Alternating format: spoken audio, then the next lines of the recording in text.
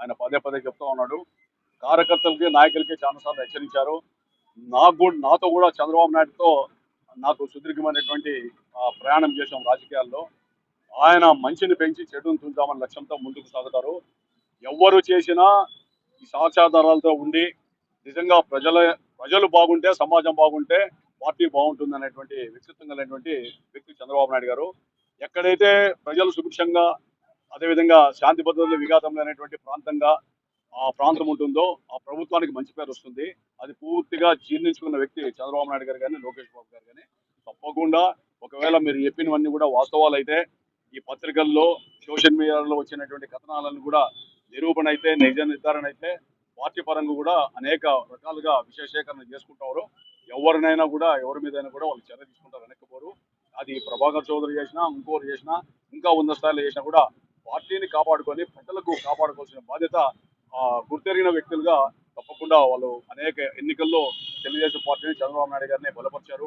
కష్టాల్లో నష్టాల్లో ఈ అనంతపురంలో కూడా ఆయన జైల్లో ఉన్నప్పుడు వేలాది మంది ఒక జెండా లేకుండా కూడా స్వచ్ఛందంగా వచ్చారు. మొట్టమొదటి రాష్ట్రంలో పెద్ద ఊరేగింపు జరిగింది. తర్వాత పార్టీ పరంగా చేశాం.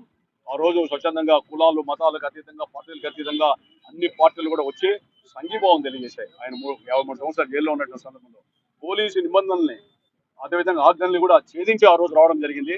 మరి అలాంటి ప్రజలందరూ కూడా మేమంతా రుణపడి ఉన్నాం. వాళ్ళకి ఎక్కడ ఏం జరిగినా కూడా స్పందించాల్సిన బాధ్యత మా మీద ఉంది. తప్పకుండా ఒక ప్రజాస్వామ్యవాదిగా సామాజిక హితం కోరే వ్యక్తిగా తెలుగుదేశం పార్టీ శ్రేయస్సు కోరేటువంటి వ్యక్తిగా చంద్రబాబు నాయుడు గారికి సహకారం ఇచ్చి ఆ నాయకత్వంలో పనిచేసే వ్యక్తిగా ఏవైనా నా దృష్టికి వచ్చినా కూడా పార్టీ దృష్టికి ముఖ్యమంత్రి గారి దృష్టికి తీసుకుపోతాం. తప్పకుండా తొందరలోనే మరి ఇలాంటి వివరాలన్నీ ఏమైనా పార్టీ నన్ను అడిగితే తప్పకుండా వాళ్ళకి అందజేస్తానని మీ ద్వారా తెలియజేస్తాను.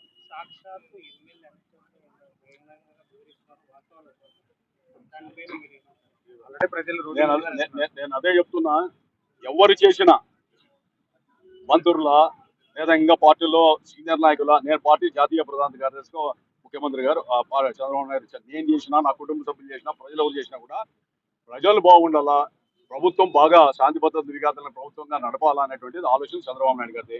తప్పకుండా ఎవరి విషయంలో కూడా ఆయన ఉపేక్షించాడు. వాస్తవాలు ఆయన దృష్టికి వచ్చినప్పుడు, ఆయన దృష్టికి కానీ లోకేష్ బాబు గారి దృష్టికి వచ్చినప్పుడు తప్పకుండా తగు చర్యలు తీసుకుంటారని నేను విశ్వసిస్తున్నా, భావిస్తున్నా. అందుకని ఆయన నాయకత్వంలో పనిచేసిన వ్యక్తిగా నాకు పూర్తి నమ్మకం ఉంది. ఈ పార్టీ హైకమాండ్ రుజువు అయితే, అవన్నీ వాస్తవాలు అయితే తప్పకుండా వివిధ రకాలుగా సమాచార సేకరణ చేసుకొని వాళ్ళకి నిఘా విభాగాలు ఉన్నాయి. అదేవిధంగా పార్టీ రకాలుగా సోర్సెస్ ఉన్నాయి. అన్నిటిని తీసుకొని వాళ్ళు నిర్ణయం తీసుకునే బాధ్యత హైకమాండ్. పార్టీ ఆ నిర్ణయం తీసుకుని దాన్ని మేమంతా కట్టుబడి ఉంటాం. తప్పకుండా పార్టీ అధ్యక్షుడిని అడగండి, ఆయనకి అభ్యర్థన చేశారు. పార్టీ అధ్యక్షుడిని అడగండి. నాకెవరో ఇచ్చారు, కొన్ని వచ్చాయి ఫిర్యాదులు బాధ్యతలు, అవన్నీ కూడా పార్టీ తీసుకుపోయి తప్పకుండా ఇవ్వడం జరుగుతుంది. నాకు కొన్ని బాధ్యతలు వచ్చారు, అవన్నీ కూడా తీసుకొని ముఖ్యమంత్రి గారికి ఇంతవరకు నేను ఆయన తీసుకోలేదు. తప్పకుండా భవిష్యత్తులో వాటిని నేను కూడా నిజాలా కాదా అని చెప్పి బేరీజ్ చేస్తున్నాం. వాటి నిజాలైతే తప్పకుండా ముఖ్యమంత్రి గారికి అందజేస్తాం. ముఖ్యమంత్రి గారు నిర్ణయం తీసుకోవాలి, ఆ పార్టీ తీసుకోవాలి. అనంతపురంలో మీ విగ్రహం పెట్టాలనుకున్నామని ఎన్టీఆర్ గారిని అభ్యర్థించాను. వెంటనే బ్రతుకున్నట్లు విగ్రహం పెడతారా బ్రదర్ అని నవ్వుతూ బయటకు వచ్చి ఎడమ చేత్తో పోజ్ ఇచ్చి ఆయన స్వయంగా పోజ్ ఇచ్చినటువంటి ఫోటోతో విగ్రహాన్ని ప్రతిష్ఠించారు. అలాంటి విగ్రహం ఆనాడు కాంట్రాక్టర్ని పిలిచి సుబ్బారెడ్డి గారిని అడిగితే డొనేట్ కూడా చేశారు. ఈ విగ్రహం యొక్క విశిష్టత ఆ విధంగా ఉంది. అలాంటి నేత యొక్క నేతృత్వంలో మరి చంద్రబాబు నాయుడు గారు కూడా ముఖ్యమంత్రి అయి రాష్ట్రంలో ఆ యొక్క ఆశయాలకు అనుగుణంగానే, విధానాలకు అనుగుణంగానే రాష్ట్రంలో పరిపాలన కొనసాగాలని చెప్పి నిరంతరం పరిశ్రమిస్తున్నటువంటి వ్యక్తి.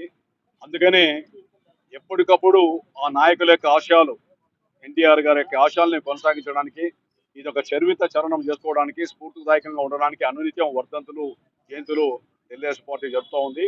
మహానాడు కూడా మరి ఎన్టీ రామారావు గారి యొక్క జన్మదినం రోజున జరగడానికి అదొక నిర్ణయం తీసుకొని పార్టీ పరంగా కూడా అనునిత్యం కొనసాగుతూ కార్యకర్తల్లో నూతన ఉత్తేజం, పార్టీ పరంగా సామాజిక పరంగా వివిధ రకాలుగా నిర్ణయాలు తీసుకోవడానికి, విధి విధానాలు నిర్దేశించడానికి మహానాడు తోడ్పడుతుంటే ఇలాంటి వర్ధంతులు, రక్తదానాలు లేదా సామాజిక హిత కార్యక్రమాలు చేయడానికి దోహదపడుతుంది.